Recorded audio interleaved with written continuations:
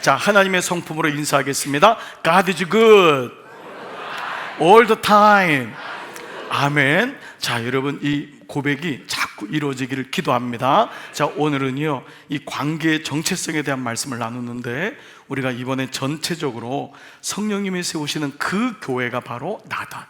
아멘. 말씀을 고백하는 내가 그 교회라는 거예요. 건물이 아니에요. 교단이 아니에요. 내가 어떤 교회를 다녔냐, 이게 중요하잖아요. 내가 어떤 교회에서 무슨 일이 있었냐, 어떤 일을 했냐, 그게 중요한 게 아니라 내가 교회, 내가 주는 그리스도시요 살아계신 하나님의 아들이십니다를 고백하는 그 고백 위에 내 교회를 세운다고 했거든요. 그러니까 주님이 나 같은 자에게 주님의 교회를 세우시겠다는 거예요. 할렐루야. 여러분, 이게 정말 기가 막히게 자다가도 정말 번쩍 일어나서, 야, 내가 교회라니, 내 아들이 교회래, 내 딸이 교회래. 그래서 working temple, 걸어다니는 교회인 거예요. 그러니까 여러분이 지금 이 시간도 걸어다닐 때 교회가 걸어가는 거예요. 주님, 제가 갑니다. 아멘. 여러분, 이 마음이 있는 거예요. 자동차가 가는 게 아니라 내가 갑니다. 식당에 들어갈 때도 교회가 들어간다. 집에 들어갈 때도 교회가 들어간다. 여러분, 아멘 안 할 줄 알았어요. 내가 들어가지 뭐. 에휴, 보잘것도 없는 나. 아유, 쪽팔려.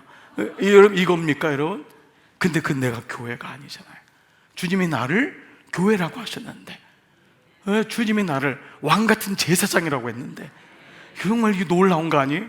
근데 우리가 그를 정체성을 모르니까 늘 나는 작은 자고, 늘 부족한 자고, 할 수 없고, 나는 못하고, 안 하고, 늘 부정적이고, 입술에서 늘 그게 우리 삶에 나를 견인하고 강화하고 나를 지배하게 되는 그런 우리가 삶을 살아온 게 마귀가 딱 좋아하는 거예요.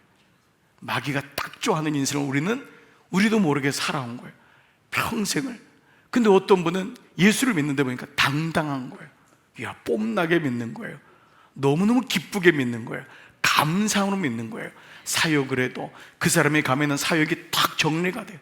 어떤 사람은 늘 뒤에서 그냥 이런 사람이 있는가 하면, 그 사람이 들어가면 그냥 기쁨이 있고 감사가 있고 평안이 있고 아멘 할 때까지. 그러니까 그런 게 다른 거예요. 더 다른 거예요. 여러분, 영어로 표현되는 고백 속에 미국 교회에서요, 철치 킬러 목사가 있어요. 교회를 죽이는 목사가 있어요. 이 사람은 교회만 가면은 교회가 안 돼요. 근데 교회를 살리는 목사가 있어요. 여러분, 이게 영어 표현이지만요, 감리교는 감독들이 파송을 하거든요. 근데 이렇게 라인이 있어요. 이렇게 표시가 쫙 그 사람의 목회 여정을 쭉 보면서 이 사람은 교회를 죽이는 사람이에요. 이 사람 파송하면 오김없이 그 교회가 문제가 생기고 죽어요. 여러분, 그 사람을 보낼 수가 없는 거예요.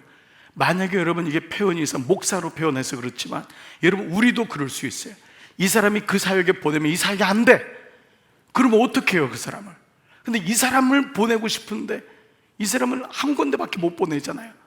그러니까 여러분, 이왕이면 주님께서 우리를 쓰실 때 정말 살리는 그런 은혜가, 여러분, 내가 그런 사람이 되기를 주의 이름으로 축복합니다. 하나님은 그러기 위해서 우리를 훈련시키고 우리를 연습시키고 우리를 지금까지 인도하신 거예요. 내가 너를 그 가정에 보내겠다는 거예요. 내가 너에게 그 아이들을 맡기겠다는 거예요. 그리고 우리에게 어떤 은혜가 있어요? 죽이는 은혜는 살리는 은혜. 살려야 된단 말이에요. 아멘. 우리에게 그 기업을 주는 거예요. 나는 죽이냔 말이에요. 살리냔 말이에요. 나를 통해서 그 기업이 사라지는 거예요. 어떤 분은 월급 받으니까 나는 뭐 아무것도 아닌데, 아니에요. 그 사람이 월급 받을 사람인지 장차 그 사람이 회장이 될 사람인지 아무도 모르는 거예요. 직원이 회장이 되는 거예요. 그리고 똑같은 월급을 받아도 살리는 사람이 있고, 그냥 나는 뭐 그냥 월급이나 받지 그냥 눈치다 보다가 일하는 사람이 있고 다르다는 것입니다. 그래서 우리는 이제 이 교회된 나의 정체성을 배웠고, 하나님 자녀의 정체성을 알게 되었고, 어제는 신분과 언약의 정체성을, 그래서 이제 또 복습하겠어요. 자, 일부러 쓸 필요는 없어요. 여러분 이미 쓴 거니까 그 가루 안에 뭐가 들어가는지만 여러분 이제 같이 고백하면 돼요. 자, 나는 하나님의 형상으로. 그냥 있으면 안 돼요. 자, 입으로. 여러분, 모르는 사람은 그냥 할 수 없지만, 자, 우리 이미 다 알고 있으니까 나를 하나님의 시선으로 바라봐야 됩니다. 또, 그래서 나는 예수님 자리의 존재입니다. 실력이 좀 좋아지고 있어요 지금 조금씩. 또 그 다음에 우리는 예수님 안에서 나의 가치를 발견해야 돼. 세상의 가치로 비교하면 안 돼요. 우리 자녀들도 세상의 가치로 비교하면 안 돼요. 예수님 안에서 나의 가치를 발견해야 됩니다. 또요, 우리의 죄 때문에 하나님의 자녀라는 자격 자체가, 무슨 쪽지게 누가 있어요? 이렇게 금방금방 알아요? 하나님의 자녀는 자격 자체가 박탈당하잖아요. 우리가 죄를 져도. 여러분, 이건 너무 중요한 거예요. 마귀는 네가 죄 졌잖아, 네가 그런데 무슨 하나님의 자녀야. 안 그래요. 하나님의 자녀의 정체성은 절대 박탈당하지 않아요. 아멘. 여러분, 맞아요. 그렇기 때문에 이제 우리는 이 말씀을 깨닫는 거예요. 예수님의 십자가 능력으로 우리는 신분이 바뀐 거예요. 예수님을 믿는 순간 우리의 영이 구원받는다. 이거를 신분이 바뀐 거잖아요. 아멘. 하나님의 자녀가 된 거예요. 그러나 이 땅에 사는 동안 우리의 혼과 육은 아직 온전치 못한 거예요. 이해되시죠? 우리의 영은 신분이 바뀌었지만, 우리의 영은 하나님의 자녀가 되었지만, 아직 우리는 입양돼 가지고 아직은 낯선 거예요. 옛날 거 자꾸 찾아먹고 도둑질도 하고 몰래 하고. 우리의 혼과 육은, 그래서 혼은 뭐예요? 우리의 지정의, 우리의 육엔 육체의 일은 아직 현저한 거예요. 그렇기 때문에 그런 가운데 우리는 우리의 이 말하는 거예요. 그래서 이제 이 부분인데, 그래서 우리의 감정, 우리의 또 뭐냐면 생각, 그리고 우리의 언어, 우리의 태도 등은 완전하지 않은 모습들이 있단 말이에요. 그러니까 이 모습들을 하나님의 형상에 맞추어 가는 연습이 필요한 거예요. 아멘. 여러분, 이게 신앙생활인 거예요. 우리의 영은 구원받았기 때문에, 주님을 고백하는 그 순간 구원받았기 때문에 하나님의 자녀가 된 거란 말이에요. 이거는 변함이 없는 거예요. 그러나 우리의 혼과 육은 아직 온전치 못한 거예요. 이거를 잘 주님이 원하시는 형상에 맞추어서 가는 연습을 바로 신앙생활이라고 하는 거예요. 그래서 우리는 이걸 통해서 말씀을 묵상하고 1:1 양육을 하고 목장 공동체들은 부지런히 거기서 시험 당하고 환난 받고 핍박받고. 그러니까 여러분 중에 우리 교회는 여러분을 훈련시키기 위해서 훈련하게 핍박을 줄이려고 역사적 사명을 띈 분이 있다 없다? 있어요. 그러니까 그분들 때문에 시험 당하지 않기 위해요. 그렇죠? 시험 당하면 안 돼요. 시험 당하면 안 돼요. 그러니까 여러분, 그거를 통과해야 되는 거예요. 맞추어서 잘 연습한다. 그래서 에베소서 4장 24절, 의와 하나님을 따라 의와 진리의 거룩함으로 지으심을 받은 어떤 사람이요? 새 사람. 새 사람을 어떻게 하라고요? 입으라. 이거 많이 이제는 여러분 묵상에 들어오잖아요. 그 앞에는 21절부터는 22절부터는 그 구습을 따라 쫓는 어떤 사람을 벗으라? 옛사람을 벗으라. 이제는 의와 진리의 거룩하심을 지으심을 받은 새 사람. 우리는 새 사람이다. 이걸 입는 거예요. 새 사람을 내 것으로 삼는 거예요. 아멘. 그렇습니다. 자, 그래서 하나님 말씀을 많이 생각하고 회개의 또 다른 뜻이 rethink, 생각한다 그랬잖아요. 생각의 게으름에서 나와야 돼요. 그래서 우리는 하나님 말씀 많이 생각하고 말하는 뭐가 필요하죠? 연습이 필요한 거예요. 이게 그래서 그 말씀을 기억하라예요. 여러분, 구약과 신약에 가장 많이 나와 있는 단어가 기억하라예요. 구약에서 기억해, 이 말씀을 기억해. 이게 신명기예요. 예수님이 성만찬을 한 다음에 이것을 기념하라고 하셨지만, 기념하라의 그 원어의 뜻은 기억하라예요. 기억하라. 그래서 이번 요한계시록 말씀에서도 너무 중요한 말씀이 기억하라는 말씀이 일맥상통하는 거예요. 그래서 기억하고 그 말씀을 떠올리고 내 것으로 삼고 그 말씀을 내 입으로 선포하고 그것이 이루어질 것을 아멘. 왜냐하면 그 가운데 선포해도 그걸 마귀가 쪼아먹는단 말이에요. 마귀가 내가 선포한 다음에도 이게 될까 말까, 내가 입으로 한다고 과연 이루어질까, 이런 마음이 우리 생각이 오잖아요. 그때마다 그걸 뭐죠? 아멘. 아멘은 그렇게 될 줄 믿습니다. 그러니까 언약의 정체성이 회복되는 게 아멘이잖아요. 아멘은 뭐냐면, 주님 내 생각으로 믿어지지 않지만 나는 주님 말씀에 의지하여 믿습니다. 이게 아멘이에요. 지금도 우리가 아멘, 예배 때 아멘 하는 거는 내 귀로는 이게 잘 안 들려요. 논리적으로 내가 맞잖아요. 그렇지만 나는 대저 주의 말씀은 능치 못할 일이 없음을 믿습니다. 이거예요. 이거예요. 이게 얼마나 귀한 거예요. 그러니까 오늘 이것이 연습하는 게 필요하다. 자, 그리고 어제 마지막 말씀에서 누가복음 15장의 탕자의 비유를 통해 우리는 한 좋은 아주 중요한 진리 하나를 배웠어요. 하나님은 언제나 우리를 뭐 하기 원하신다고요? 맞아요. 용서하기 원하신다. 이게 탕자의 비유는 비유 중에 비유예요. 그건 하나님의 사랑이 어떤지를 명확하게 보여준 거예요. 그래서 여러분도 만약 예수님의 비유 중에 하나를 꼽으라고 한다면 누가복음 15장 탕자의 비유를 잊으시면 안 돼요. 이게 너무너무 놀라운 비유거든요. 그렇기 때문에 다시 이 말씀 봐보세요. 하나님은 언제나 우리를 어떻게 해요? 용서하시기를 원하신다. 아멘. 잊으시면 안 돼요. 그래서 그 아들에게, 돌아온 아들에게 제일 좋은 옷을, 이게 뭐예요? 너는 내 아들이다. 신분의 변화예요. 제일 좋은 옷을. 그 두 번째 뭘 줬죠? 가락지. 가락지는 뭐에 비유라 그랬죠? 언약을 갱신시키는 거예요. 언약의 정체성. 너는 내 거야. 언약, 상속자예요. 반지는 아무나 끼잖아요. 이런 이 반지는 가진 자, 주인만 끼는 거예요. 그래서 옛날엔 반지로 도장을 다 찍었잖아요. 그래서 이 인을 찍는다는 것은 반지로 찍는다는 의미가 있어요. 반지를 가진 자만이, 주인만이 인을 치는 거예요. 이거 뭐냐면, 인을 친다면 주인이 종에게 너는 내 거야 라고 할 때 반지의 아래다가 이걸 도장을 해가지고 찍는 거예요. 네, 이게 중요한 거예요. 그렇습니다. 그러니까 반지를 주고 그 다음에 뭘 줬죠? 신을 지키는 거예요. 신은, 종은 신을 모시는 노예가 아니라는 거예요. 종이 아니다. 그래서 이것은 뭐였죠? 나는 죄의 종이었지만 이제는 자녀의 신분으로 회복된 것입니다. 아멘. 그리고 이제 어제 말씀에서 신분이 바뀌니까, 언약이 회복되니까 하나님과의 교제가 시작되었다. 하나님과의 교제. 하나님께서 당신의 아들을 죽이시기까지의 대가를 치르시기까지 우리를 자녀 삼아 주신 이유는 하나님은 우리와 인격적으로 교제하기 원하시는 거예요. 하나님이 멀리 떨어진 그분이 아니라 가까이 계셔서 우리를 도와주고 싶고, 우리의 아빠가 되고 싶고, 우리의 친구가, 아브라함은 친구라고 했고, 다윗은 늘 하나님이 그에게 모든 생각을 나눴다고 했잖아요. 그렇게 인격적으로 교제하기를 원하시는 이 모습이다. 고린도전서 1장 9절을 보니까요, 여러분 어제 말씀인데요, 너희를 불러 그의 아들 예수 그리스도 우리 주와 더불어 뭐하게 하시느냐?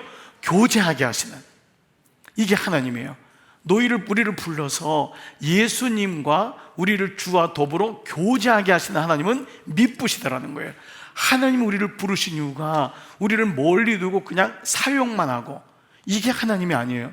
우리를 친근히 대하시고 우리와 교제하기 원하시는, 주님이 우리 안에서 말을 거시는 거예요.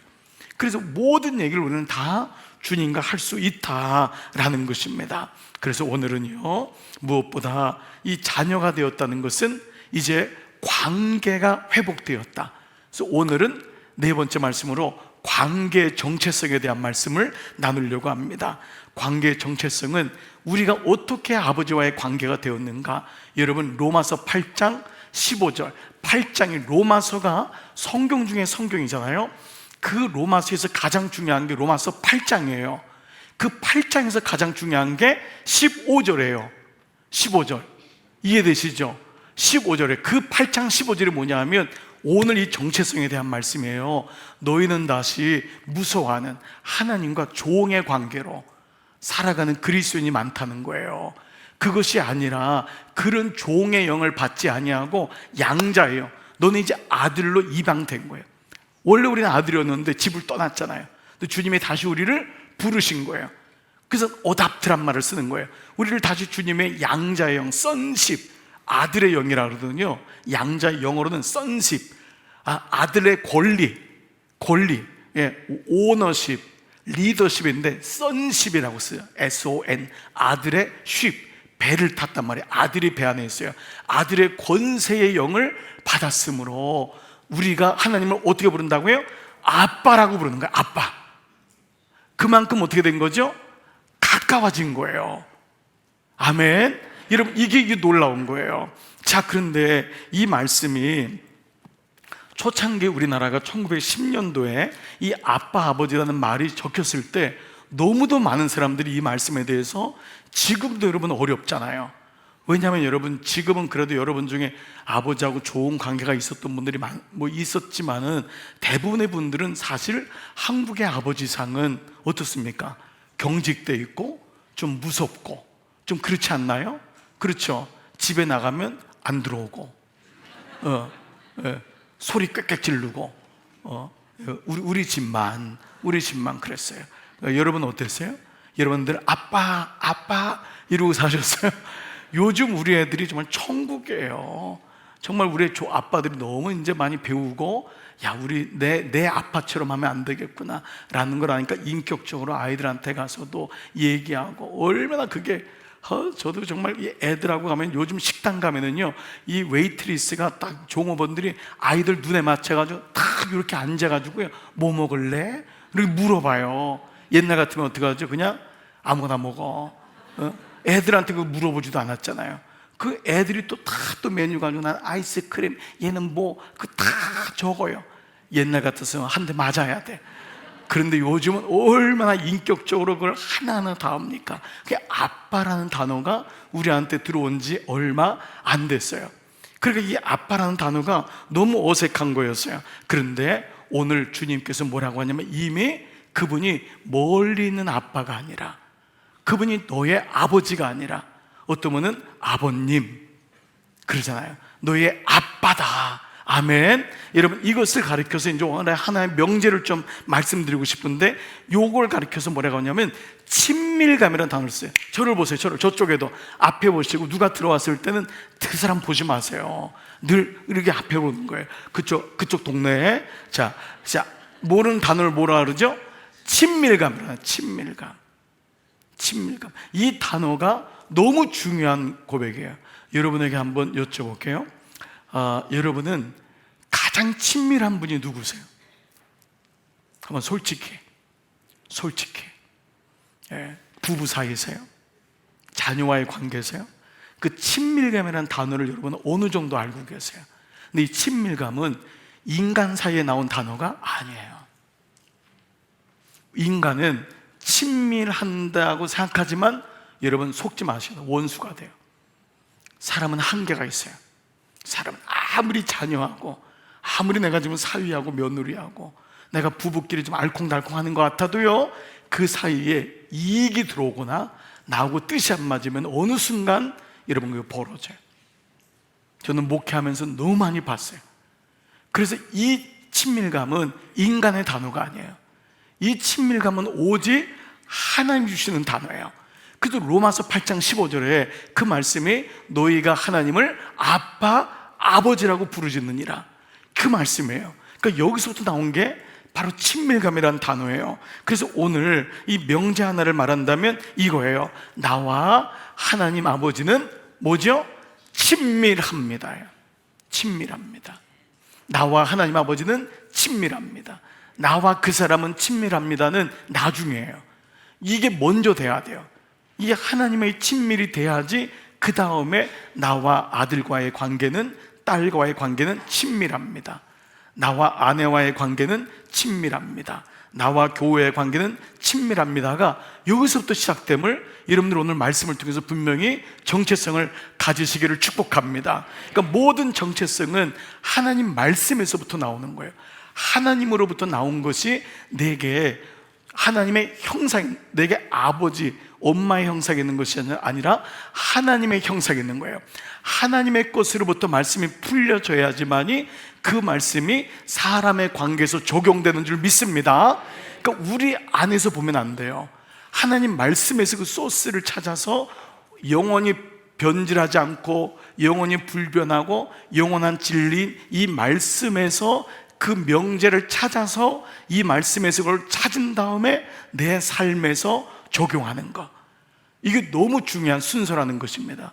어떤 분은 역으로 내가 굉장히 윤리적으로 깨끗해요, 선하게 살아요. 근데 그것을 성경을 통해 입증하는 경우도 있어요. 이게 굉장히 여러분 이렇게 뭐랄까 민감한 부분인데, 그러니까 자기의 선함을 성경을 통해 입증해요. 이건 굉장히 위험한 거예요. 여러분, 선한 것은 아무것도 없다고 했잖아요. 근데 이제 하나님의 선한 것이 있음을 아니까 내 안에 하나님의 선한 것이 있음을 말씀을 통해 깨달아지면서 아는 것과 내 삶에 대한 부분이 먼저 되면은 첫 한 주가 달라짐을 알게 되는 것이죠. 그래서 아무리 자녀를 무섭게 혼을 내는 부모라도 그 가장 큰 그 부모의 본심이 사랑에 있듯이 하나님은 우리와 자녀의 관계가 정말 사랑의 관계로, 정말 친밀한 관계로 이루어지기를 원하시는 거예요. 그래서 오늘 우리 스스로가 한번 신앙생활에서 나는 하나님과 얼마큼 대화하는지, 나는 하나님을 얼마나 의식하고 있는지, 늘 하나님한테 이렇게 여쭤보고 늘 그런 마음을 갖고 있는지, 길을 가다가면서도 운전하면서도 일을 하면서도 주님은 혹시 멀리 계시진 않는지, 교회 와서만 찾는 주님은 아닌지, 그거는 친밀하지 않은 게 아니에요. 그는 일반 내 혼자 살다가 문제 생기면 전화하는 사람이에요. 문제 생기면. 그래서 여러분, 자녀가 연락 안 하다가 연락 오면 겁나요. 연락 오는 이유는 뭐예요? 돈인 거예요. 아빠 망했어. 여러분, 이런 소리 들으면 얼마나 기가 막혀요. 그러니까 여러분, 돈을 꾸는 자녀들도 평상시에 잘해야 돼요. 여기 자녀들 없어서 평상시에 모든 걸 얘기하다가 이렇게 술술술 얘기하지, 이 얘기할 친밀감이 없다가 어느 날 아빠 뭐 해줘? 그러면 여러분, 내가 아빠라도 여러분, 이거는 문제가 있는 거예요. 자, 보세요. 이 말씀을 시편 25편 14절에 보시니까요, 여호와의 뭐가요? 자, 보세요. 여호와의, 자, 띄워줘 보세요. 여호와의 뭐가요? 친밀하심이 그를 경외하는 자들에게 있으며 그의 뭐를요? 언약을 그들에게 보이시리라. 그러니까 친밀함과 언약이 같은 연결되는 단어예요. 그 언약을 성취하는 것을 주님이 친밀함을 통해 보여주시는 거예요. 그리고 우리가 상속자가 되려면 하나님과 어떤 관계가 있어야 되죠? 친밀한 관계가 있는 거예요. 그러니까 하나님의 신분이 바뀌었지만 신분이 바뀐 것으로는 여러분, 그 소유권과 그 하나님의 상속권이 내 것이 된다고 하는 보장이 없는 거예요. 성령 받은 다음부터는 어디로 가죠? 성령 충만으로 가듯이. 아멘.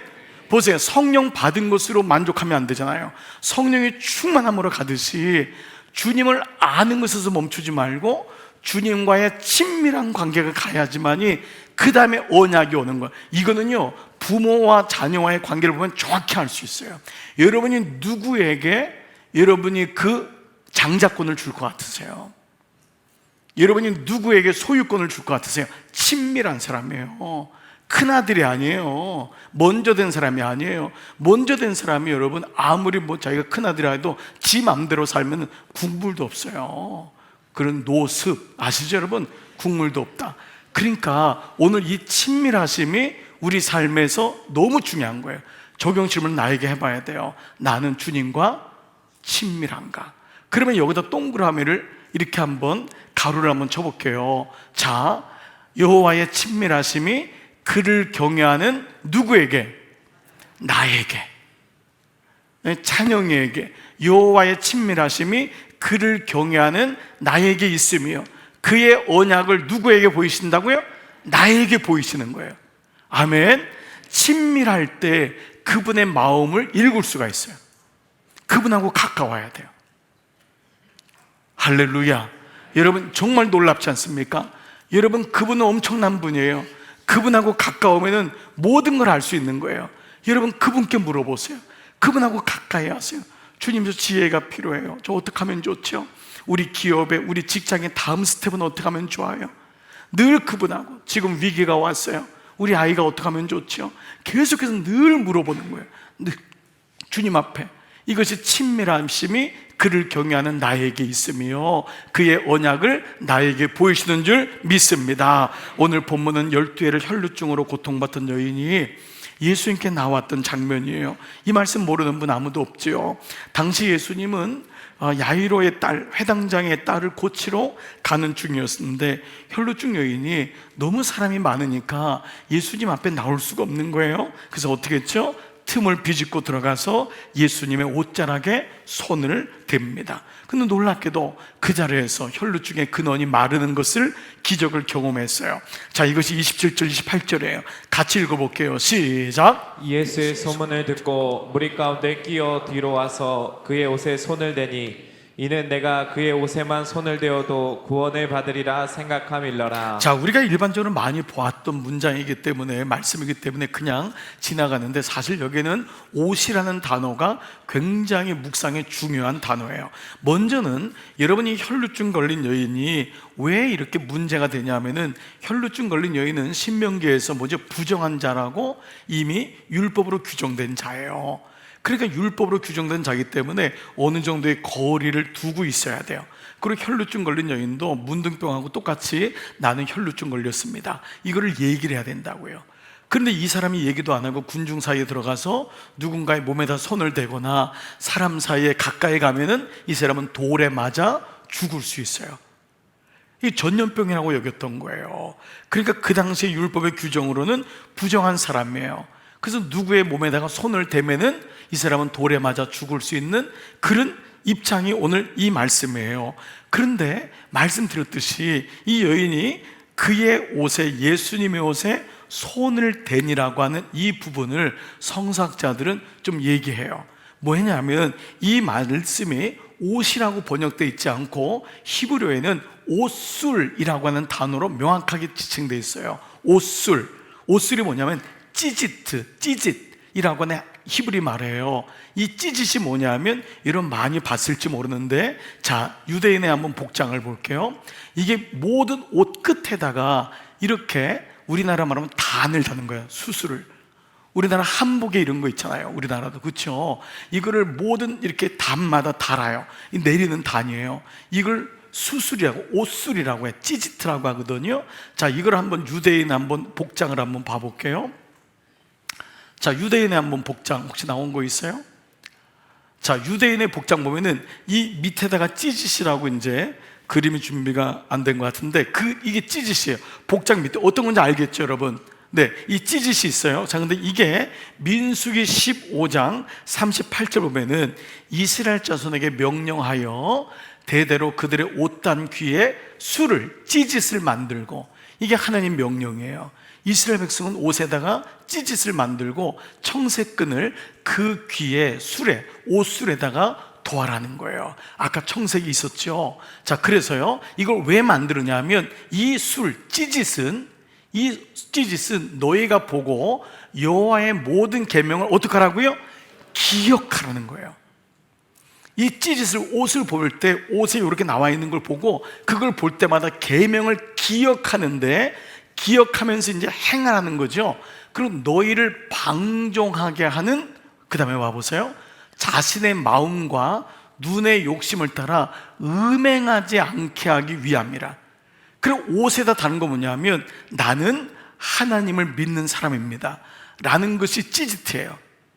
옷을 과도하게 노출시키거나, 그 당시 이방인들은 옷을 노출시킨 거예요. 요즘 여름 되니까 옷을 이상하게 입는 사람들이 너무 많아서 정말 나는 정말 예수님 잘 믿고 싶은데 너무 어렵게, 우리 남편들이 그러잖아요. 난 정말 앞만 보고 가고 싶은데 자꾸 나로 인해서 시험 들게 하는 사람들이 너무 많다. 그 사람들은 뭐를 달아야죠? 이 찌짓을 달아야 되는 거예요. 찌짓을. 찌짓을 달 사람들이 한두 명이 아니야 지금. 그 찌짓을 다는 게 뭐냐? 너를 기억하고 계명을 지키게 하고 너의 눈을 방종하게 하지 않고 음행으로 가지 않기 위해서 모든 남자들과 여인들의 몸 안에는, 옷에는 옷술을 다른 거예요. 근데 예수님이 옷에 손을 대는 이 옷이 뭐냐 하면 옷술이에요. 그런데 이게 왜 중요하냐면, 옷술은 그러면 누가 만들까요? 집에서 어머니하고 아내가 만들죠. 어머니하고 아내가 이걸 만들면서 어떤 기도를 할까요? 내 남편은, 내 아이는 거룩하게 하옵소서. 우리 가정에 거룩이 흐르게 하옵소서. 이 아이가 옷을 입고 음행한 일에 들어가지 말고, 방종한 일에 가지 말고, 교만한 자리에 서지 말고 주님의 순결과 성결로 덮어주소서. 여러분이 어머니라면 여러분 그런 마음으로 옷에 수술을 달지 않겠어요? 여러분, 이 마음 뭐냐면 이거는 우리 가정에 우리 가족만 입는 독특한 옷술이 이 찌지트라는 거예요. 그래서 그 당시에는 이 찌지트를 만지는 사람은 그 가족에게 무례를 행하는 사람이에요. 가족만 만질 수 있어요. 가족만 만지고 가족이 귀하게 여기는 가족만의 상징적인 것이 바로 옷술인 거예요. 근데 이 여인이 지금 뭐죠? 혈루병까지 걸렸는데 그 부정한 자가 다른 사람, 그 어머니와 아내가 만드는 거룩한 그 찌지트에 손을 댄 거예요. 이건 굉장한 무례가 일어난 거예요. 그리고 혈루병 하나로도 돌에 맞아 죽을 수가 있다는 거예요. 그런데 이것까지도 각오하고 이 여인은 수술을 만진 거예요. 그러니까 이 유대인 사람들은 수술을, 찌지트를 만지면 금방 아는 거예요. 물론 예수님은 그냥 일반적인 옷을 만져서도 아셨겠지요. 그래서 내 능력이 나갔음을 알았다고 했잖아요. 이때 예수님은 당신의 몸에서 능력이 빠져나간 것을 알고 무리 속에서 그가 누군지를 찾으세요. 30절 시작. 예수께서 그 능력이 자기에게서 나간 줄을 곧 스스로 아시고 무리 가운데서 돌이켜 말씀하시되 누가 내 옷에 손을 대었느냐 하시니. 자, 그러자 여인이 자기가 이제 커밍아웃을 한 거 아니에요? 접니다. 두려운 마음으로 사람 앞에 드러나는 거예요. 이 사람은 지금 찌지트를 만졌지요. 다른 가정에, 그것도 부정한 몸으로. 그리고 율법적으로도 그것을 안 만져도 지금 문제가 될 수 있는 사람이니까 얼마나 두려워하겠어요. 예수님이 그걸 아는 거예요. 누구냐?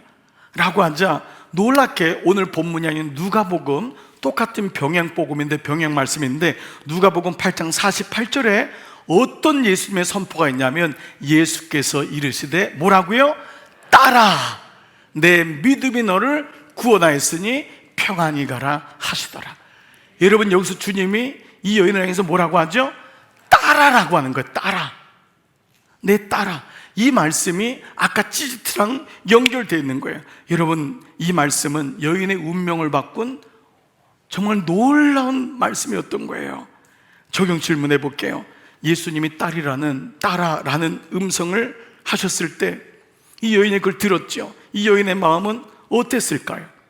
많은 이들 앞에서 두려움으로 늘 피하다니고 죽어야 되고 가족도 자기를 다 떨어져 나갔을 때 예수님이 가족도 없는 자기에게 따라라고 불렀을 때 이 여인의 마음은 벅차올랐을 거예요. 바로 뭐죠? 옷술을 만질 자녀의 신분을 얻었기 때문이라는 거예요. 옷술을 만질 자녀의 신분이 된 거예요. 이것이 오늘 혈루병 여인을 통해 보여주시는 너무도 소중한 메시지인 것입니다. 즉 이 여인은 뭐죠? 예수님의 뭐가 된 거죠? 가족이 된 것입니다. 내 따라. 더 이상 다른 사람이 이 여인을 정죄할 수 없게 된 거예요. 예수님이 딸이라고 하는 호칭을 주셨을 때 어떤 메시지가 있어요? 이제 너는 더 이상 저주받은 인생이 아니다. 너는 더 이상 남이 아니다. 바로 내 딸이다 라고 하는 영적인 의미를 담고 있는 거예요. 그래서 이것이 바로 오늘 말씀의 가장 중요한 관계의 정체성이 회복되었음을 보여주는, 하나님이 우리를 불렀을 때 바로 그래서 이 교회가 영가족임을 보여주는 거예요. 이 교회가 이렇게 우리가 모여가지고 말씀 안에서 영가족이 되는 거예요. 정말 그렇기 때문에 여러분, 오늘 동참한 분도 있지만 동참하지 못한 분일지라도 교회 모든 분이 한 배 주님의 교회 안에 들어온 거예요. 여러분, 저는 그런 이 고백을 정말 은유적으로 많이 생각하는 고백이, 여러분 교회 안에는요, 목사니까 저처럼 늘 드러나는 분이 있지만 교회 안에는 드러나지 않은 분도 있어요. 저 밑에 계신 분도 있어요. 위에서 노를 젓는 분도 있지만 밑에서 잠시 쉬는 분도 있고 물을 먹고 충전하는 분도 있는 거예요. 거기서 어떤 분은 또 바깥을 구경도 하는 분도 있는 거예요. 그러나 중요한 거는요, 모두가 배 안에 탔다는 거예요. 이게 중요한 거예요. 여러분 눈에는 저분은 왜 사역하지 않지? 저분은 왜 은혜 받지 않지? 그렇지 않아요. 일단 우리는 배 안에 탄 거예요. 배 안에 탔다는 것이 한 가족인 거예요. 이건 너무너무 소중한 거예요. 여러분, 우리가 주님 안에서 때로는 어떤 분은 사명을 가지고 걸어가는 분도 있지만 어떤 분은 이 여인처럼 자기의 존재 가치를 잘 모르고 뭐지? 라고 하는 분도 있을 수 있어요. 그러나 그 어떤 경우에 있더라도 우리는 모두 한 가족임을, 그리고 주님이 오늘 이 여인까지도 저주받은 여인에게 너는 이제 남이 아니다, 너는 내 딸이다 라고 말씀하시는 것이 오늘 본문을 통해 관계의 정체성, 이것을 보여주고 있는 줄 믿습니다. 그래서 오늘 여러분, 이 여인이 바로 누굽니까? 나예요. 내가 바로 이렇게 주님이 관계성을 회복시킨 거예요. 그런데 주님이 여기서 끝나질 않아요. 놀라운 말씀을 34절에서 하세요. 예수께서 이르시되 딸아, 내 믿음이 너를 구원했어요.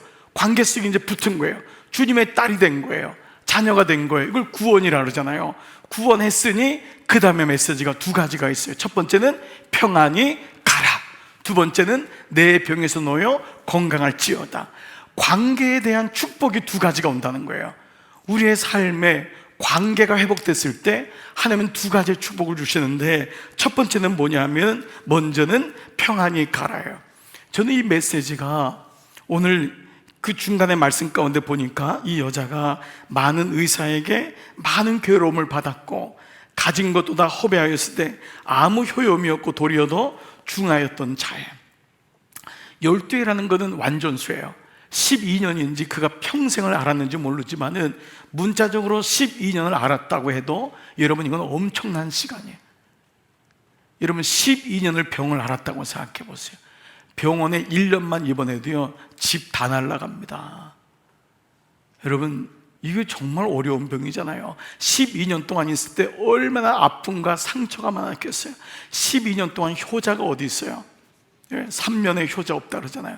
다 떠나간 거예요. 모든 관계가 다 아픔이 오고 너무 힘들었을 때 예수님이 여인에게 첫 번째 주신 축복이 뭐냐면 평안히 가라는 거예요. 이 평안이란 단어가 바로 성령의 열매 가운데 있는 사랑과 희락과 화평인 에이레네예요. 이 화평은 주님이 주시는 완전한 평화예요. 너는 세상의 평화가 아니라 내가 너를 보호하겠다, 내가 너를 붙잡아 주겠다, 하나님의 완전한 보호를 받는 존재가 되었음을 말씀하고 있는 거예요. 사람에게 여기저기 치이고, 사람에게 이용당하고, 사람에게 눌림받고, 사람에게 그냥 왕따 당하고 그랬던 여인에게 평안히 가라는 것은 심리적인 것이 아니라 이제 내가 너를 보호해 주겠다고 하는 주님의 완벽한 평안이 우리 안에 있을 줄 믿습니다. 그래서 우리가 하나님의 정체성이 됐을 때 그때 안전이란 단어가 오는 거예요. 나는 안전하구나. 참, 하나님 주시는 은혜가, 그때 우리에게 주시는 그 은혜, 화평의 은혜가, 보호받는 은혜, 여러분, 이 은혜가 여러분에게 선물로 주어진 줄 믿습니다. 두 번째는 병에서 나와 건강할지어다예요. 이것은 바로 하나님의 본심이에요. 하나님, 우리가 병들기 원하지 않으세요. 우리가 수고하고 애써가지고 스트레스가 오고 몸에 병이 들고 인생이 짧아진 것은 죄에 대한 결과였음을 우리는 알게 되죠. 이 성경을 이 병에서 나와, 병에서 놓여는 병에서 나와 건강할지어다, 이 말은 오늘 우리 이 성경의 단어로 말하면은 샬롬이란 단어예요. 하나님 안에서 완전한 치유를 가리켜서 샬롬이라고 해요. 이것은 하나님이 내 안에서 나를 가장 잘 아시는 거예요. 하나님이 나를 가장 아름다운 상태로 붙잡아 주시는, 때로는 우리가 인생을 살다 보면은요 몸에 병이 들기도 해요. 그렇게 예수님 잘 믿은 목사님이, 장로님이 때로는 암으로 고통당하시기도 해요. 갑자기 주님의 부르심을 받기도 해요. 우리는 잘 이해가 안 될 때가 많아요. 그러나 여러분, 이 샬롬은 육체적인 어떤 노임만을 의미하잖아요. 어떤 경우에서도 하나님의 치유하심이 있다고 하는 완벽한 회복과 완벽한 치유를 가리키는 단어가 샬롬이란 단어예요. 그래서 유대인들은 아침에 일어났을 때 인사가 굿모닝이 아니라 샬롬, 샬롬. 이 말은 뭐냐면 하나님 은혜 아래서 강건할지어다예요. 우리는 건강에 우리는 관심이 많지만 샬롬을 굳이 한자로 번역하면 강건이에요. 강건. 그거는 육만이 아니라, 여러분, 육이, 몸이 건강해도 늘 불안한 사람이 있어요. 이건 건강한 게 아니에요. 그런데요, 몸에 병이 있어도 그 병을 뛰어넘어서 늘 하나님의 기쁨이 있는 사람이 있어요. 이걸 가리켜 샬롬이라고 해요. 하나님의 본심이 샬롬인 줄 믿습니다. 그러니까 주님은 이 여인에게, 이 여인이라고 병이 안 걸리겠어요? 안 죽겠어요? 그러나 이제는 하나님의 치유와 완벽한 회복이 너에게 있다, 이거를 말씀하시는 것이죠. 그래서 요한 3서 1장 2절에 보니까 사랑하는 자여, 내 영혼이 잘된 같이, 먼저 뭐가 나오죠? 영혼이 잘된 같이 너가 범사에 잘되고 어떻게 해요? 강건하기를, 이게 샬롬이에요. 강건하기를 내가 강구하노라. 이것이 주님의 마음이에요. 사랑하는 여러분, 여러분이 영혼이 잘된 같이 범사에 잘되고 강건하기를 축복합니다. 그래서 오늘 이 은혜가 바로 관계에서 오는 축복이었음을 알게 됩니다. 자, 사랑하는 여러분, 이렇게 한번 선포해 보세요. 자, 문장을 한번 띄워보세요. 다 같이 한번 선포해 볼게요. 시작. 내 안에 하나님의 평안이 있다. 아멘. 있어요. 내 안에 하나님의 평안이 있어요. 두 번째, 자, 또 어떤 게 있을까요? 나는 병에서 놓여, 다 같이 시작. 나는 병에서 놓여 건강하다. 아멘. 우리는 이게 샬롬인 것을 아니까 샬롬. 그러니까 이미 선포하는 거예요. 예, 우리는 주님 앞에 갈 때 가장 아름다운 모습으로 변하기 때문에 이미 내 안에 병이 있어도 주님이 고쳐주심을 믿습니다. 나는 좋아질 겁니다. 이 마음이 있는 거예요. 이 마음이, 나는 병에서 놓여 건강합니다, 건강하다, 이 고백이 내 안에 있는 거예요. 그것은 내 영혼이 잘된 같이 내가 범사에 잘되고 강건하기를 원하시는 주님의 본심이 내 안에 있기 때문인 줄 믿습니다. 그러니까 여러분, 조금 병이 있더라도 여러분, 그것 때문에 여러분 약고 죽지 마세요. 그것 때문에 기죽지 마세요. 나는 건강합니다. 나는 주님의 회복될 것입니다. 나는 주님의 샬롬이 내 안에 있습니다. 여러분, 이 마음을 가지고 걸어가는 줄 믿습니다. 자, 그래요. 이렇게 우리가 어떤 존재인지 알았는데, 이제 오늘 마지막 결론적인 부분은, 여러분, 내가 내 안에 하나님의 평강이 있다면 제일 이걸 싫어하는 사람이 누구라고요? 존재가 마귀예요. 마귀는 여러분들이 이제 어저께도 말했잖아요. 여러분들이 말씀을 기억하고 선포하는 걸 길을 막고 싫어해요. 여러분, 이걸 영적으로 봐야 돼요. 여러분이 자녀를 향해, 기업을 향해, 일터를 향해 선포하는 것을 죽기보다 싫어해요. 너무너무 싫어하는 거예요. 이걸 아주 길을 막고 싫어한다고요. 근데 우리는 그걸 모르니까 선포도 못하고 기억도 못하는 거예요. 그러니까 마귀가 좋아하는 일만 하다가 끝날 때가 많잖아요. 그러니까 정체성을 안 사람은 선포하는 거예요. 여러분, 우리가 교회에서 여러분 문패가, 이건 성경에 나온 그거잖아요. 어디 문 앞에든지 손목에든지 어딘지 달아라. 그래서 우리가 교회 문패를 딱 다는 건 뭐죠? 이단들이 왔다가 가라는 거잖아요. 이단들이 왔다가, 그렇죠? 아닌가요? 이단들이 왔다가, 아, 이 집은 강남중학교를 다니니까 들어가면 안 되겠구나. 여러분, 이게 상징적인 표현이잖아요. 그게 영적으로 선포하는 거예요. 말은 안 하지만 나는 그리스도인입니다. 아멘. 네, 어떤 집은 갔더니 교회패가 있는데 밑에 절 표시도 있어요, 같이. 그런 집이 진짜 있어요. 저기 교회패도 있고 밑에 있고. 물어보니까 이왕이 잘 모르겠지만 여러 가지를 해놓으면은 그런 사람이 있더라고요. 여러분, 설마 우리 중에 그런 사람은 없지만은 그거는 믿지 않는 거잖아요. 우리는 예수의 이름이 능력이 있음을 우리는 알잖아요. 그러면 마귀의 괴계를 우리가 깨닫고 아는 것이 중요한데, 마귀의 이 괴계가 뭐냐 하면 우리의 정체성을 우리가 아는 것을 가장 싫어하는 거예요. 이게 마귀야. 마귀는 우리가 어떤 존재인지 아는 것을 가장 두려워해요. 그래서 마귀의 괴계를, 전략을 간파해야 돼요. 그래서 마귀는 무엇을 공격하냐 하면, 여러분, 우리가 생각할 때 물질, 건강 이런 걸 공격할 것 같죠? 그게 아니에요. 이거예요. 마귀는 자녀의, 우리의 뭐를? 정체성을 공격해요. 이게 마귀의 아주 교묘한 전략입니다. 우리가 아무것도 아닌 것처럼 만들어요. 아주 비참하게 아이덴티티를 무너뜨리는 거예요. 아이덴티티를. 여러분, 이거예요. 그래서 우리는 예수님이 공생애를 시작할 때요, 예수님이 세례 요한에게 세례를 받잖아요. 그때가 굉장히 중요한 타이밍이라는 거죠. 이게 굉장히 중요해요. 공생애를 시작할 때 예수님이 이제 일반 사역을 내려놓고 세례를 받을 때, 그때 결정적인 타이밍에 비둘기같이 성령이 임하면서 하늘이 열리면서 그때 하나님의 음성이 들리는데, 마태복음 3장 17절인데요 보세요. 하늘로부터 소리가 있어 말씀하시되 이는 내 사랑하는 아들이요 내 기뻐하는 자라. 이게 예수님의 정체성이 선포되는 순간이었어요. 이거예요. 이거는 뭐냐면 마귀하고 전면전이 일어난다는 것을 예고편인 거예요. 이 다음에 광야에서 40일 동안 마귀와의 싸움이 일어나잖아요. 이때 주님이 하나님의 타이밍을 기가 막히게 말씀해 주시는 거예요. 그러니까 정말 이런 표현이 이상하지만 정말 하나님은 타이밍의 달인이에요. 달인. 타이밍이 기가 막힌 거예요. 그 예수님을 안에서 딱 선언을 한 거예요. 이는 내 사랑하는 아들이요 내 기뻐하는 자다. 정체성을 확증하세요. 이후에 주님은 이 정체성을 가지고 광야로 가서 금식하죠. 그러면서 공생애를 시작하세요.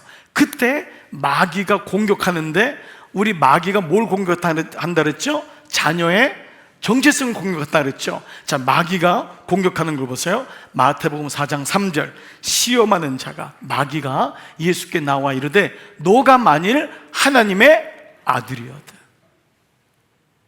첫 번째가 뭐예요? 정체성을 흔드는 거예요. 네가 무슨 하나님의 아들이냐? 네가 목수지. 네가 마리아의 아들이지. 네가 무슨 하나님의 아들이야? 네가 무슨 이 세상을 구원할 메시아야? 이걸 흔드는 거예요. 하나님의 아들이어든 명하여 이 돌들로 떡덩이가 되게 하라. 누가복음 4장 9절에도요 내가 만일 하나님의 아들이어든 여기서 뛰어내리라. 예수님의 정체성, 예수님의 하나님으로부터 받은 그 정체성을 흔드는 것입니다. 이건 너무 놀라운 거예요. 그렇기 때문에 예수님은 여기 흔들리지 않잖아요. 기록된 바, 뭐를 가지고 싸우시죠? 말씀을. 말씀은 기록된 바. 사람이 떡으로만 살 것이 아니야.